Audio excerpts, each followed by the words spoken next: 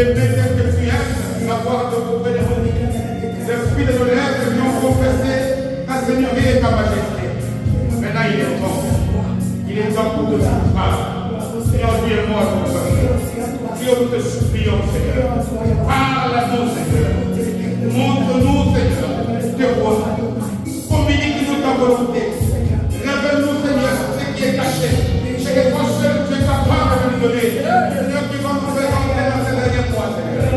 Nous attendons tout de toi, Seigneur. Nos vies dépendent de toi. Notre victoire dépend de toi, Seigneur. Notre succès, Seigneur, dépend de toi.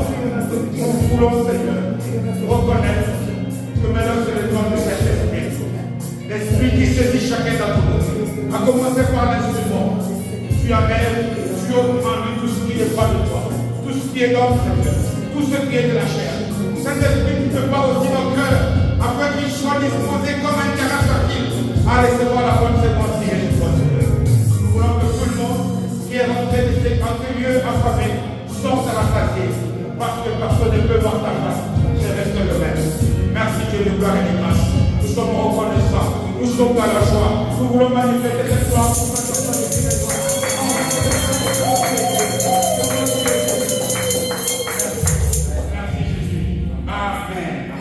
Amen, amen. Que Dieu nous bénisse. Bonjour à nous tous et bienvenue dans la sainte présence de notre roi des rois, les seigneurs Jésus. Comme je l'ai dit, aujourd'hui nous sommes le 26e jour du mois de novembre. C'est le tout dernier dimanche de ce mois. À partir du vendredi, il ne restera plus que 4 ou 5 semaines et nous allons enterrer 2023. Et c'est très très important que nous puissions être attentifs à ce que Dieu est en train de nous dire vers la fin des choses. Vous savez, quand quelque chose, même une personne dans la vie de tous les jours, tombe vers sa fin, très souvent, les toutes dernières paroles ont une grande importance. Voilà pourquoi aujourd'hui, nous allons terminer le message du dimanche passé. Terminer parce qu'il n'a pas encore été terminé. Et ma prière, c'est que Dieu te parle, Dieu me parle, Dieu nous parle. Et que chacun d'entre nous puisse recevoir quelque chose. Je donné comme terme. L'Esprit de Dieu m'a mis à cœur de savoir comment nous pouvons discerner ce que Dieu nous enseigne au travers des circonstances qui se déroulent devant nous. Quand Dieu permet que dans ta vie, tu puisses, je dis bien Dieu permet, traverser une circonstance, c'est-à-dire certains événements, derrière il y a toujours un message. Vous savez, un jour, c'est dans l'évangile selon saint Matthieu, au 17e chapitre. Le Christ a pris 3 de ses fidèles disciples, Pierre, Jacques et Jean, il les a amenés à la montagne, où il a été transfiguré. Mais là-bas, lorsque d'ailleurs Pierre réagit par rapport à ce qu'il a vu, il dit Seigneur, ne peut-on pas construire, bâtir des tentes et demeurer ici, tellement la place était bonne. Une voix a retenti, la voix du Père, qu'est-ce qu'elle a dit? Celui-ci est mon fils en qui j'ai mis quoi? Toute mon affection, tout mon amour. Mais il ajoute quoi? Faites quoi? Écoutez-le. Maintenant, nous sommes dans la période où nous devons savoir comment écouter Jésus. Parce que je ne parle pas comme un homme. Parce qu'écouter est différent d'entendre. Beaucoup nous entendons. Qu'est-ce qu'on écoute? Parce qu'écouter, c'est entendre et saisir quoi? Le sens de ce qu'on m'a dit. Parce que beaucoup de gens, parfois, un étudiant, un élève à l'école qui a écouté, il va réussir. Mais celui qui a entendu, ce n'est pas dit. Donc nous voulons donc savoir comment entendre cette voix, comment recevoir le message. J'ai dit que c'est la suite du message du dimanche passé. Pourquoi? Parce que, si je peux résumer en 2 mots, le message du dimanche passé, il est écrit dans le livre de la Genèse que Dieu a fini son œuvre en combien de temps? En 6 jours. Dieu ne fait plus directement des choses sur terre. Dieu le fait au travers de nous. Amen. Pourquoi? Parce que Dieu a tout créé avec quoi? Sa sémence. Il nous a donné la sémence pour perpétuer. Voilà pourquoi quand il nous bénit, il dit quoi? Remplissez quoi? La terre. C'est nous qui devons faire. S'il y a des misères, s'il y a des manques, c'est parce que moi et toi, nous avons failli à notre tâche. Il y a une sémence que Dieu nous a donnée. Et lorsque nous avons cette sémence-là, le dimanche passé, on dit, dans Marc, dans la parabole, Marc 4, il dit quoi? Quand une personne a jeté la sémence en terre, alors là, qu'il dorme ou qu'il veille, Dieu fait quoi? Dieu fait son travail. Amen. Le problème, c'est que le travail que Dieu fait, il ne le fait par étapes. Il y a un processus. Est-ce que nous tenons jusqu'à la fin du processus? Parce que ce processus a des étapes. Lorsque tu mets la graine en terre aujourd'hui, ce n'est pas aujourd'hui qu'elle germine, que tu vois, que tu la vois germiner. Ou germer, comme on dit, je ne sais pas. Amen. Il y a des fois où j'ai fait ça. Il y a combien de temps de silence? Dieu travaille.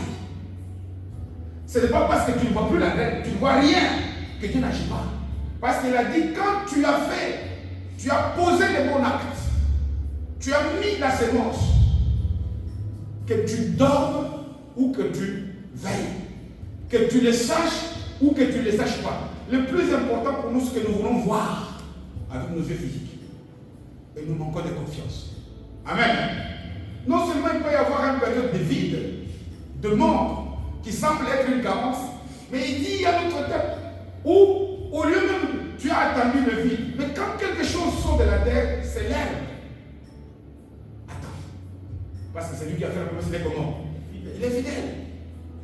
Tu verras l'herbe. Tu verras aussi même l'épi.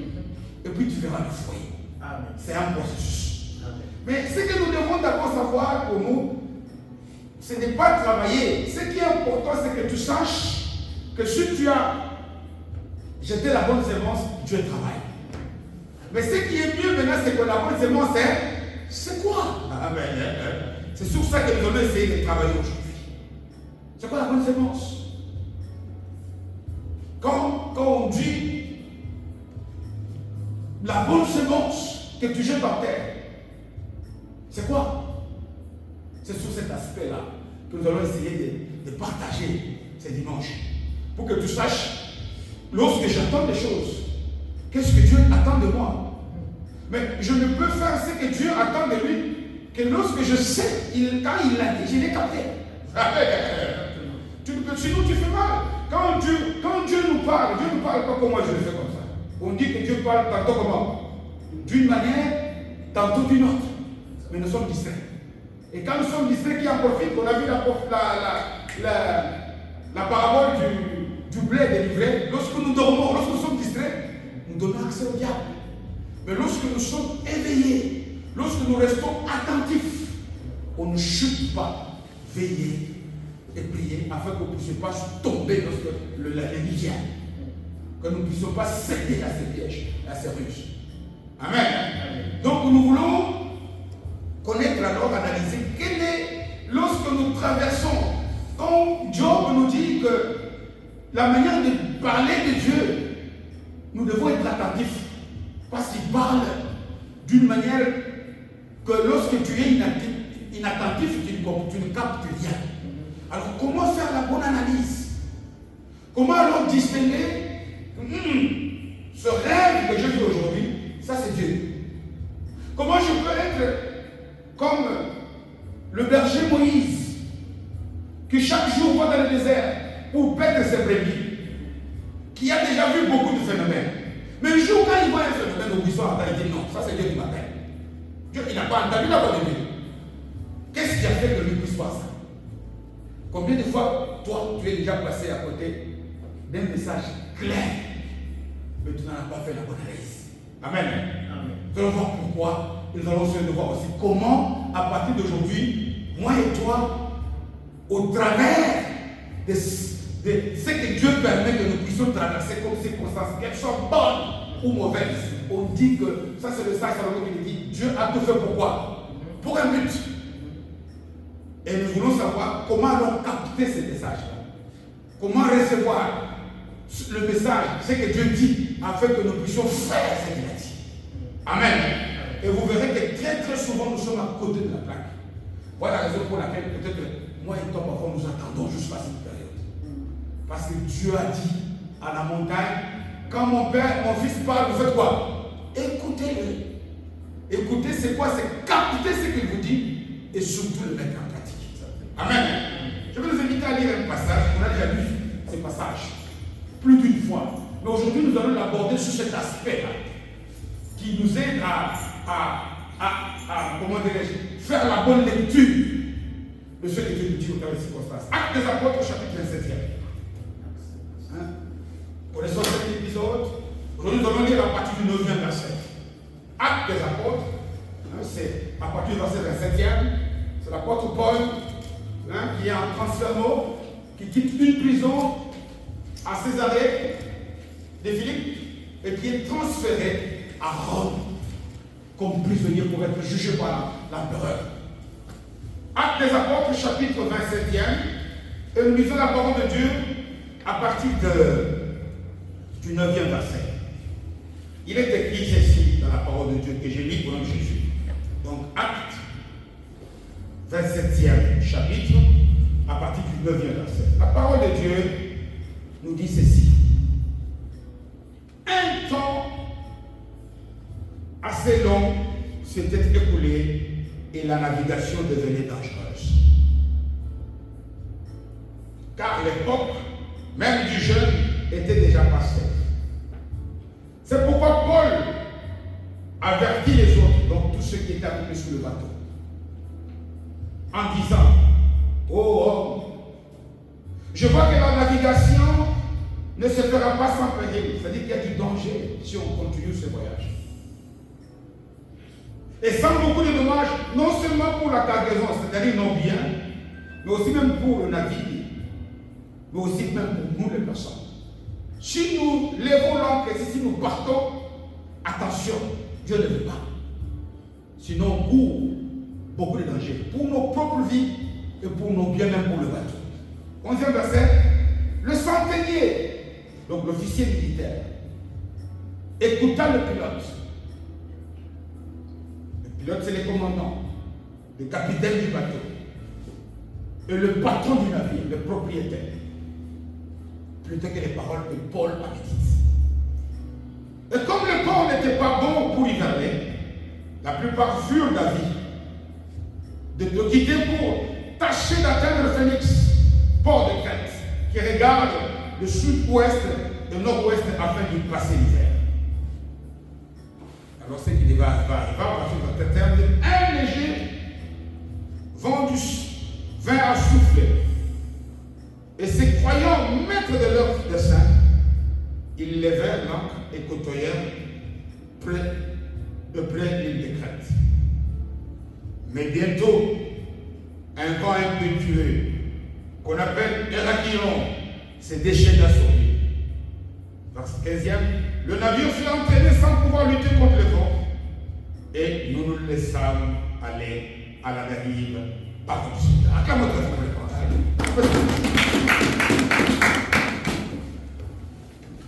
Je dis bien que ce texte va t'aider, va nous aider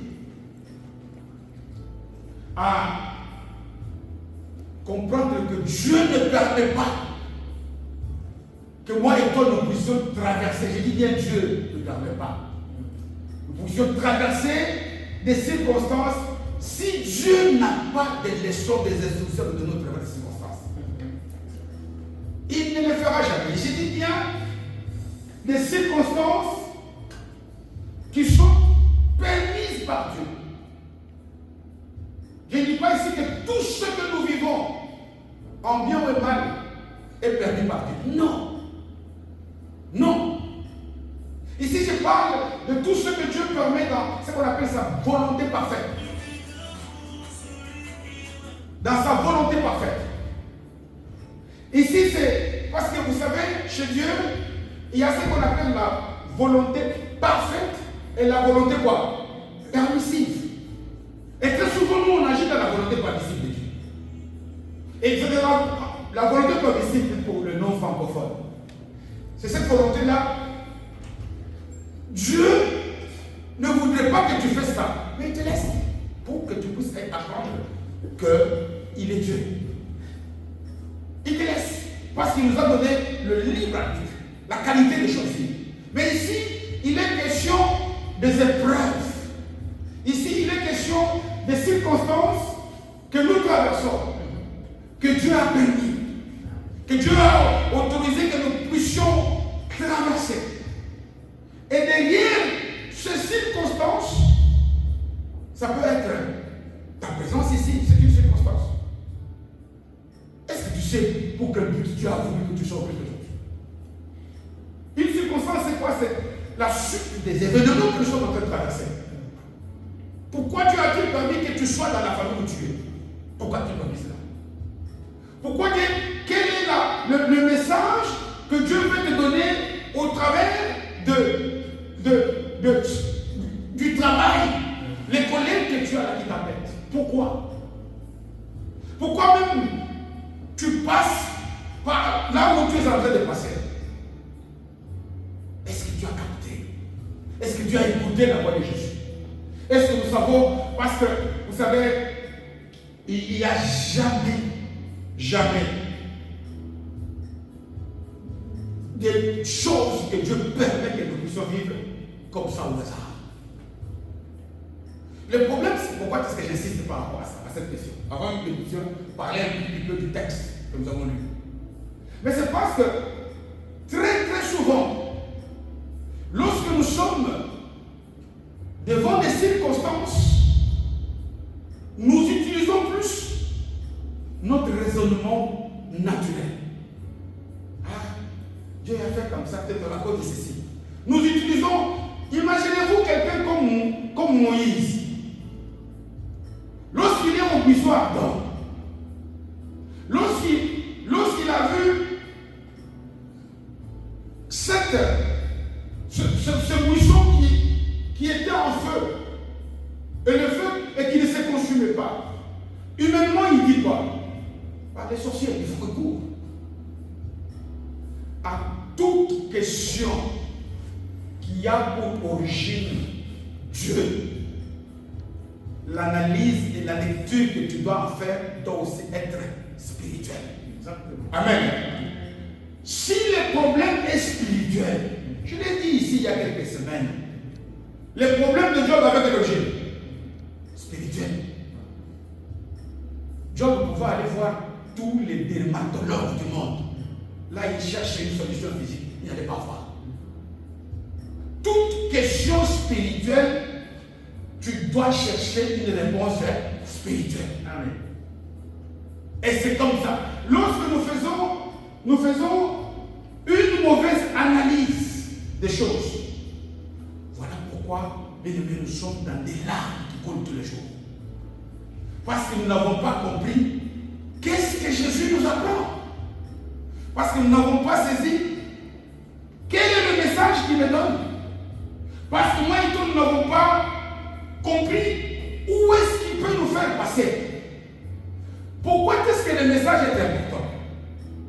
Tu sais, c'est quand quelqu'un te dit quelque chose dans la vie de tous les jours, c'est par rapport à ce que tu as entendu que tu vas faire quoi? Que tu vas agir. Maintenant, si Jésus te dit d'aller à gauche et toi tu vas à droite, tu n'auras rien. Le problème, ce n'est pas Jésus. Le problème, c'est que tu puisses faire ce qu'il t'a dit de faire. Et très souvent dans la vie, parce que nous faisons une mauvaise lecture, parce que nous comprenons très mal c'est le prophète Jérémie qui le dit. Dieu est toujours derrière quoi? Sa parole pour l'accomplir. Dieu regarde, et quand on parle de la parole, ce n'est pas la voix, le son. Quand on parle de la parole, c'est la volonté, le message. C'est que Dieu veut que tu fasses. C'est ça la parole. Quand on dit, tu dis à quelqu'un, donne-moi ta parole, c'est-à-dire que donne-moi ton cœur, ta volonté. C'est que tu veux quoi? Ce qui est dans le cœur. En d'autres termes, si moi et toi, nous ne sommes pas capables de saisir le cœur de Dieu et d'en faire la bonne lecture au travers de ce que nous vivons, nous allons aller à gauche alors que Jésus nous attend à droite. Et beaucoup d'entre nous, bien-aimés, nous sommes bloqués à cette phase-là. Parfois, nous pleurons. Dieu n'exauce pas nos larmes. Amen. Dieu n'exauce pas nos larmes. Nous pouvons pleurer du matin au soir. Dieu exauce sa volonté. Dieu est derrière sa parole. Il dit, ça c'est, je pense aussi d'ailleurs, Jérémie qui le dit, qui dit, la parole de Dieu ne peut pas lui retourner sans avoir à peine. Et qui va faire le retour de la parole? C'est moi et toi. Quand Dieu te dit, fais ça, c'est lorsque tu as accompli qu'il retourne au Dieu pour que lui puisse agir. Et lorsque nous essayons d'analyser, Dieu, quand il fait des choses, la plupart d'entre nous ici, nous avons plus de besoins physiques. Hein? Voilà les choses qu'on touche. Mais, quand on a vu la parabole la semaine passée, le besoin physique, c'est le fruit que je veux avoir, les résultats. Mais ce que moi je dois faire, c'est quoi? C'est la sémence. Jeter la bonne sémence. Et la sémence là, c'est quoi? Jésus, lorsque nous avons lu la parabole qui précède celle du blé, des 4 terrains, ou de 4 cœurs, où un semeur est sorti, Jésus nous révèle un secret. La parole de Dieu est à la base de toutes choses. On dit au commencement était quoi? La parole. Or, qu'est-ce qu'on appelle la sémence? La sémence, c'est ce qui est à l'origine de toute vie. Or, à l'origine de tout ce qui existe, c'était quoi? La parole. Et la parole de qui? La parole de Dieu.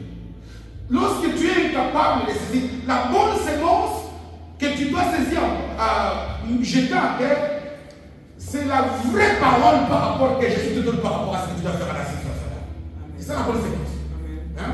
C'est que lorsque je veux avoir la solution dans telle direction, ma solution est physique. Mais qu'est-ce que Dieu veut que moi je puisse faire aujourd'hui? Quelle est sa volonté qui peut m'aider à ce que je puisse agir comme ça? Vous savez, quand David parle, je crois le psaume 32, verset 8, il dit invoque-moi. Hein? Il dit je vais te donner ce que tu attends. Non. Il dit je te révélerai des choses cachées. Je révèle les dessus. Je te répondrai. Quand on invoque Dieu au jour de la souffrance, Jérémie 33, 3, il dit quoi? Le psaume 32, 8. Il dit quand tu m'invoques, moi je vais te répondre. En te répondre, je vais te révéler, je vais parler. Or, quand tu n'as pas. J'ai toujours dit la Bible, quand elle utilise le verbe révéler, Dieu ne dit pas je vais te dire. Dire, c'est quand je te parle comme ça. Quand on utilise en français le verbe révéler, ça veut dire qu'on communique un secret. Quelque chose que tout le monde ne doit pas connaître. Voilà, c'est dans cette circonstance-là, on peut utiliser le verbe révéler. C'est quoi ça, révéler en allemand? C'est ça. C'est même d'ailleurs le titre du dernier livre de la Bible. La révélation des gens. C'est-à-dire que quand Dieu dit, quand Dieu parle, il révèle des choses. Voilà même pourquoi quand Jésus vous dit, laissez-moi partir. Dieu a accompli mon œuvre. Moi, je vais vous envoyer l'Esprit. Quand il vient, il va faire quoi? Vous révéler toutes choses. Parce que ce que moi j'ai fait ici, c'est difficile pour vous. Il vous faut quelqu'un qui vous ouvre l'esprit. Pour que vous puissiez bien les comprendre. Déchiffrer ce que j'ai dit. Parce que quand tu n'as pas bien compris ce que Dieu a dit, je vous ai dit que c'est la manière d'interpréter les choses qui nous pousse à agir. Amen. Dans la vie, nous agissons, nous nous comportons par rapport au message que nous avons reçu. Ici, j'ai reçu tel message, alors j'agis en fonction de ce message. Et ce message, voilà pourquoi, moi et toi, c'est bien de savoir que comme on l'a dit les dimanches passés, dans tout ce que nous voulons faire, il y a la part de l'homme et la part de qui? De Dieu. Dieu, sa part c'est quoi? Faire l'impossible. Passer d'une graine à un fruit. Ça c'est un miracle. Amen. Ça c'est rien que Dieu qui peut le faire. Mais ce que Dieu nous dit, il va te communiquer ce que tu dois faire. Il va te révéler sa volonté. Il va te donner la bonne réponse. Et lorsque tu vas la mettre en terre, lorsque tu vas la semer, lorsque tu vas agir selon ce que tu as dit, à ce moment-là, tu verras que Dieu va faire sa part. Amen. Oh, très très souvent, il nous est difficile de capter ce message. Et le texte que nous venons de lire ici nous montre pourquoi est-ce que moi et toi, il nous est difficile de déchiffrer ce que Dieu nous communique comme message. Parce que, comme je l'ai dit, l'apôtre Paul, injustement, est arrêté. Il est passé devant le tribunal, je crois, du roi Agrippa, si je ne me trompe pas. Et il est mis en prison pendant 2 ans, injustement. Et puis après 2 ans, on dit qu'on doit les transférer à Jérusalem. Il fait un recours, comme à l'époque, toute cette partie était sous la domination romaine. Ça s'appelait à l'époque l'Empire romain. Il fait un recours, il dit, j'aimerais que vous puissiez me transférer à Rome devant l'empereur afin que je sois jugé. Et lui et d'autres prisonniers, Aristarque, etc., ils sont mis sur un bateau. Et ils sont en partance maintenant pour Rome.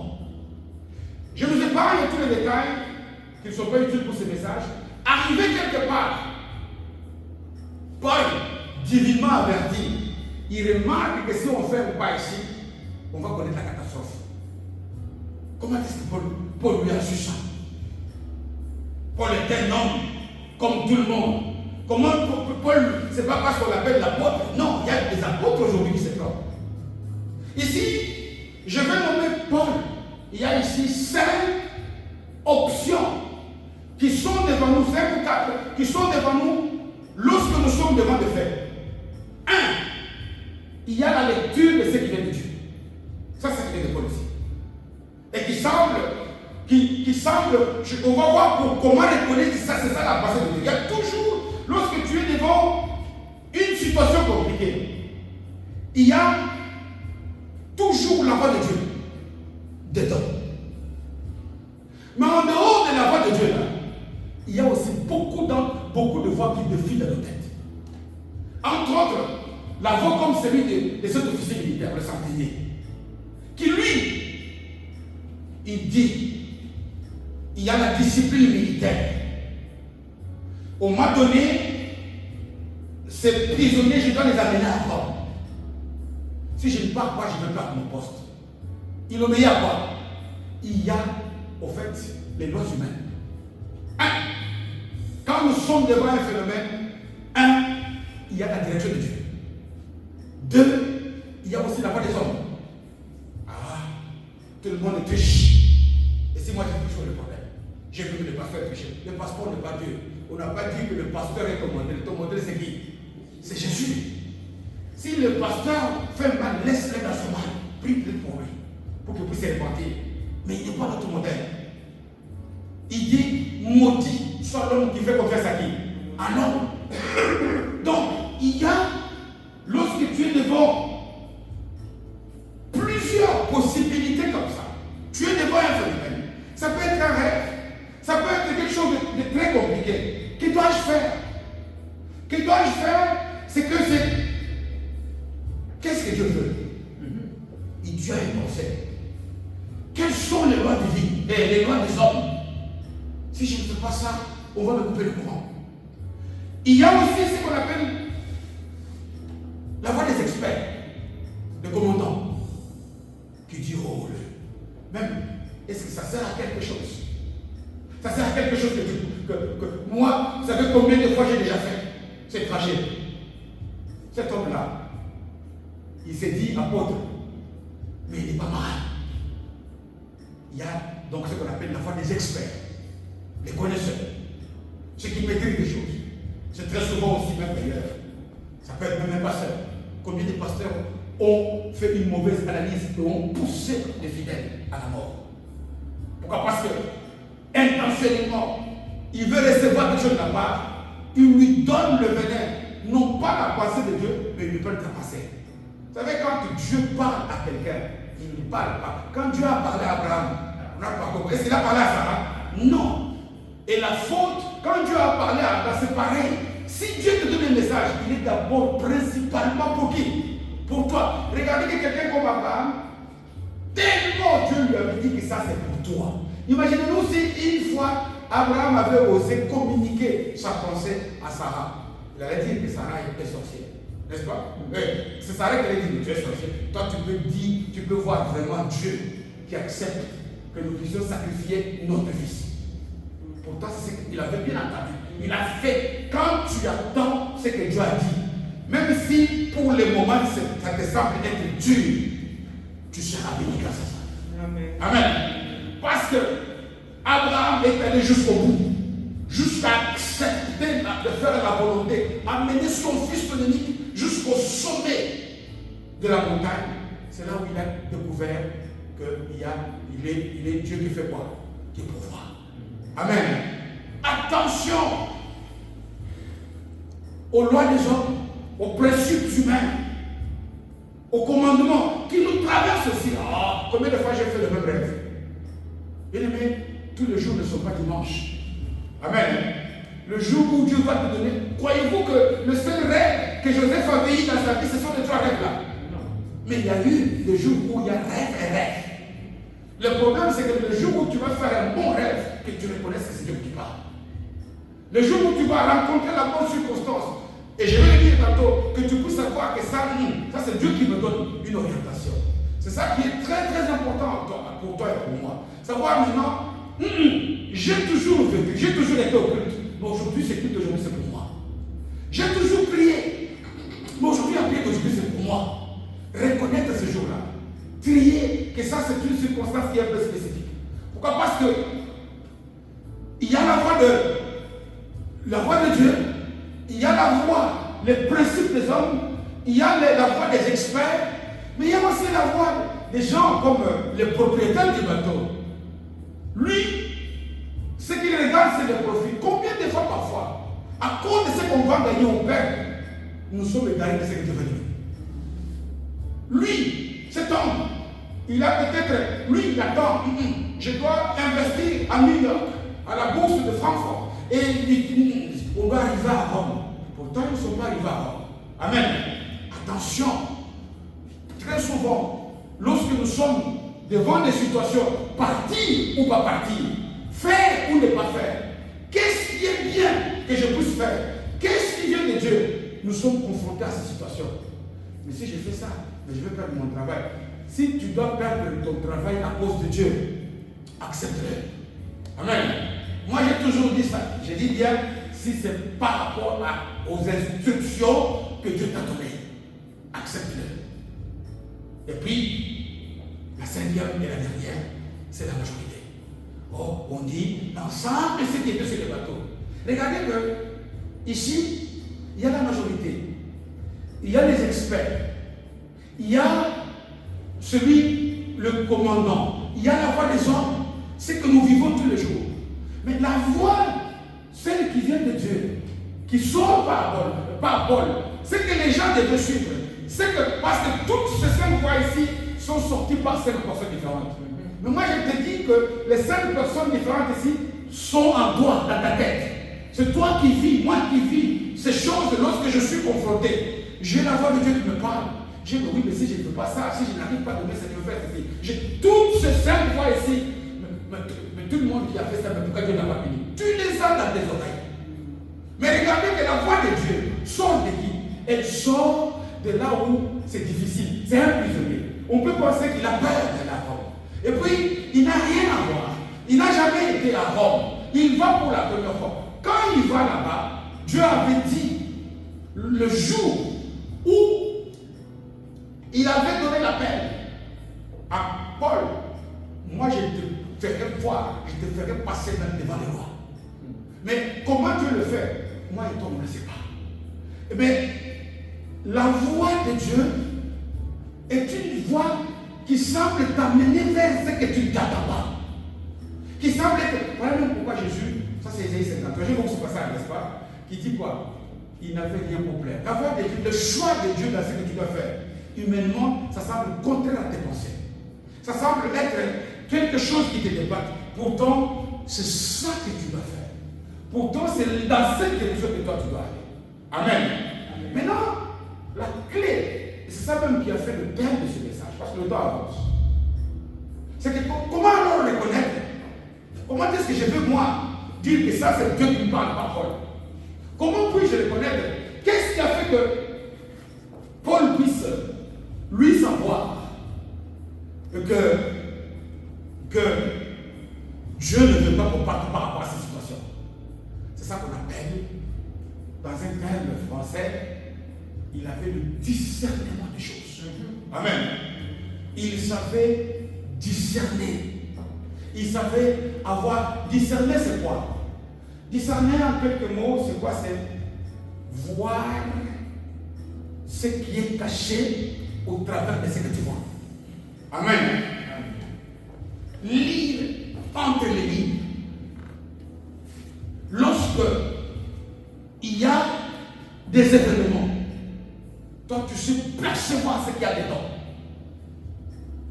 Il y a parmi les 12 tribus d'Israël une tribu qu'on appelle les fils d'Issachar.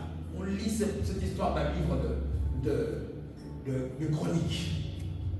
Les fils d'Issachar, eux, ils avaient un discernement. Vous savez, dans la vie de tous les jours ici, ne demande pas à Dieu l'argent.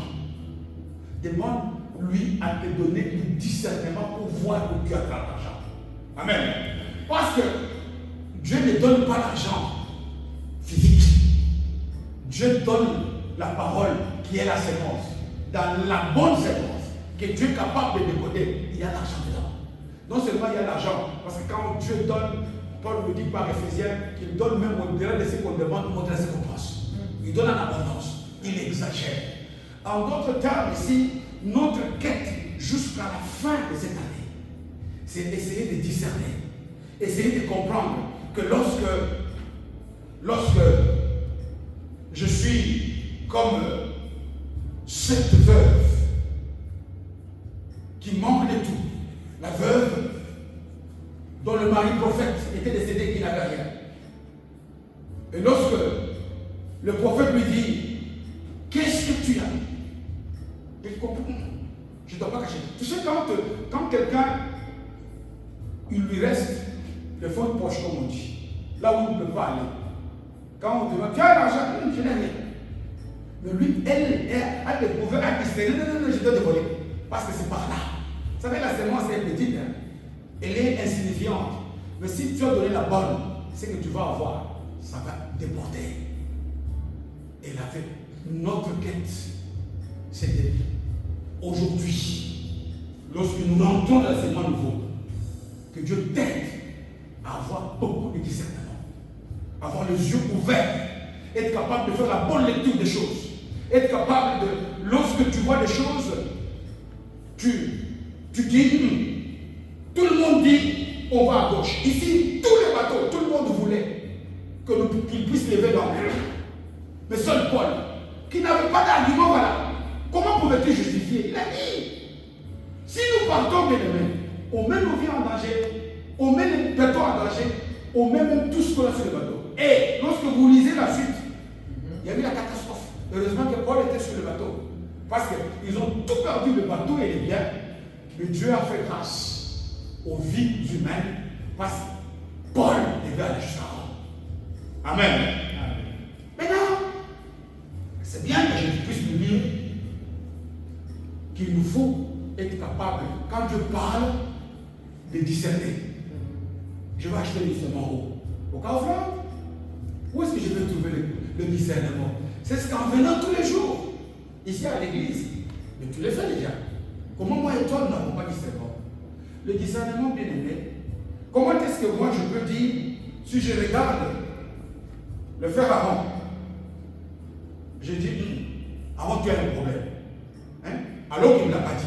j'ai discerné, n'est-ce pas? Qu'est-ce qu'il a fait? C'est parce que je les connais très bien. Parce que je suis tout le temps en communion avec lui. Amen.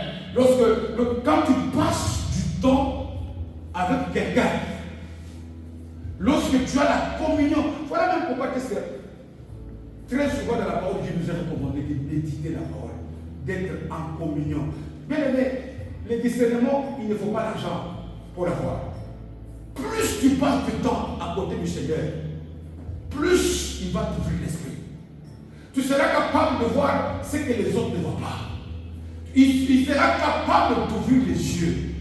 Pourquoi? Parce que j'entends beaucoup, et ça c'est surtout dans notre langage à nous, le Congolais. Il y a même des montagnes. La montagne, il a dit après l'aéroport, vers le cancer, ça s'appelle comment? Manguénété. Oh, je veux voir la force de Dieu. Je vais chercher l'intimité. Bien aimé, on ne rentre pas dans la face de Dieu comme on veut. Aller dans la face de Dieu, il y a des préalables. Et c'est ces passages qu'on va lire aujourd'hui pour que je puisse terminer. Vous savez, quand tu ne remplis pas les conditions pour voir la face de Dieu, bien aimé, tu peux même adorer. Tu peux tuer une vache. Dieu n'appelle pas. Il y a un passage, je ne pense pas ouvrir les mots. C'est dans la prophétie d'Amos. Amos 5, verset 23e. C'est des peuples qui chantent des louanges terribles. Ils ont une chorale la meilleure de l'époque. Mais quand Dieu leur parle, il dit quoi? Arrêtez vos bruits. Arrêtez vos bruits. Une prière que Dieu n'agrée pas, c'est du bruit. Le problème, c'est que j'ai prié, j'ai pas. Non, il dit Amos 5, 3. Voilà pourquoi d'ailleurs, 5, 23.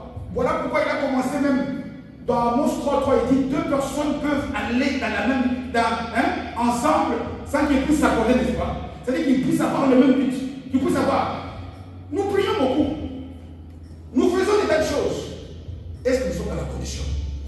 Mais c'est par rapport à ça que nous allons travailler notamment dans notre veillée de cette semaine. Je l'ai dit déjà. On va lire ici un passage et à la fin du livre, je vais donner un autre. Parce que le problème qui manque à l'église, c'est ça. Travailler, comment devenir intime à Jésus. Comment être sûr que lorsque nous sommes ici, on est en face de Dieu. On peut être ici à l'église, bien aimé. Dieu est loin. Amen. La Odyssée, c'était une église, c'était même la plus grande à l'époque. Mais qu'est-ce que Jésus dit? Je suis où? À la porte. Il n'était pas dedans, il était à l'extérieur. Et eux, il y avait des gens là-bas qui entraient en transe. Mais Jésus était dehors. Nous faisons des choses. Mais est-ce que nous remplissons les conditions? Lorsque tu es en communion avec Dieu, le discernement sera automatique. Et nous devons travailler. Comment développer cet esprit pour être capable, lorsque nous sommes devant les circonstances, on voit ce que Dieu veut de nous. Parce que ce que Dieu attend de toi, c'est ça la bonne sémence. Amen. Et cette sémence-là, dès que tu le mets en terre, je fais le reste.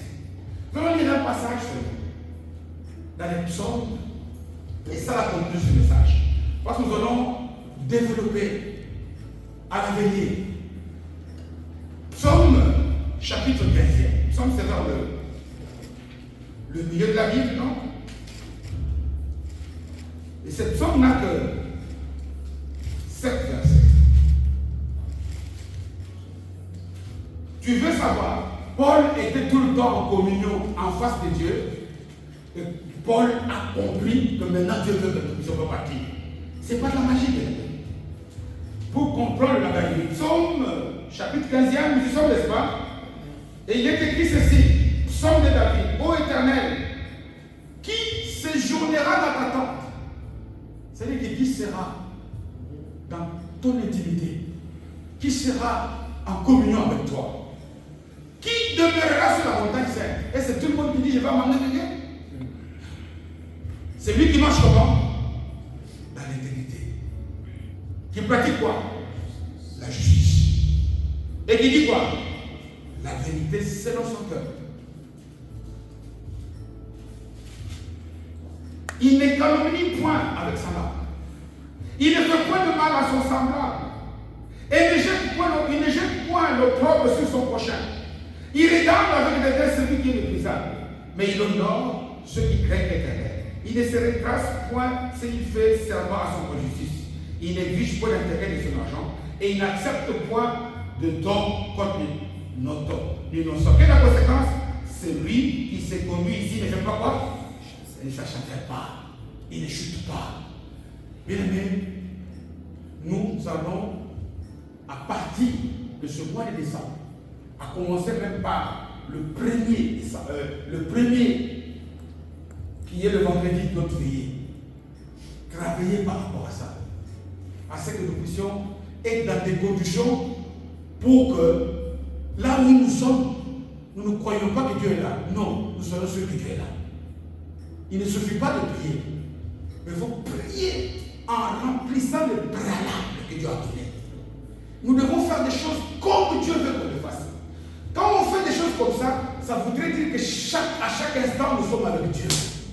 Quand tu seras avec Dieu tout le temps, tu vas avoir une compréhension des choses. Ici, Paul ne peut pas expliquer pourquoi il est dit. Il a reçu ce réma qu'on ne parle pas. Tu crois, c'est ton problème. Tu ne crois pas, c'est la catastrophe. Que Dieu bénisse sa parole. Merci.